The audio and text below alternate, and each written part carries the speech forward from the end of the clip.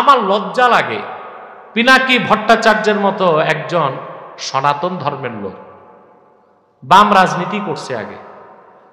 এই ভদ্রলোক ফ্রান্স থেকে প্রথম আলোর বিরুদ্ধে যে জনমত গড়ে তুলেছে, বাংলাদেশের কোনো মোল্লা মৌলবী পীর আলেম এইরকম জনমত গড়ে তুলতে পারে। আমাদের লজ্জা থাকা উচিত।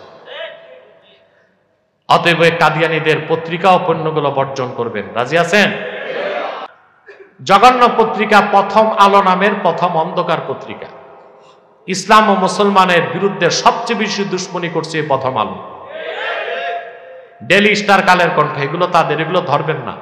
বিশেষ করে প্রথম আলো পত্রিকাটা নির্মূল করতে হবে বাংলাদেশ থেকে।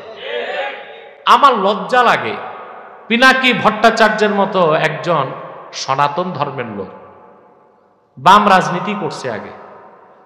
এই ভদ্রলোক ফ্রান্স থেকে প্রথম আলোর বিরুদ্ধে যে জনমত গড়ে তুলেছে, বাংলাদেশের কোনো মোল্লা মৌলবী পীর আলেম এইরকম জনমত গড়ে তুলতে পারে। আমাদের লজ্জা থাকা উচিত। অতএব কাদিয়ানীদের পত্রিকা ও পণ্যগুলো বর্জন করবেন। রাজি আছেন? অন্যকে উদ্বুদ্ধ করবেন। আপনাদেরকে আরেকটি কথা বলে বিদায় নিচ্ছি। প্রিয় ভাইরা, আপনারা যারা তাহরিকে খাতমুন নবুওয়াত বাংলাদেশে সংগঠনে আছেন, আপনাদেরকে আমরা পার্থিব কোনো স্বার্থ দিতে পারি না। অন্যান্য রাজনৈতিক সংগঠনে কিছু ধান্দা থাকে। ইউনিয়নের নেতা একটা মোটরসাইকেল পায়, জেলার নেতা একটা প্রাইভেট কার পায়, বিভাগের নেতা ফ্ল্যাট পায়। আমরা এগুলো দিতে পারি না। আমাদের কর্মীরা রক্ত পানি করা ঘামের পয়সা দিয়ে থাকে। আপনারা আল্লাহর কাছে আজরুন আজিম পাবেন, তাতে কোনো সন্দেহ নেই।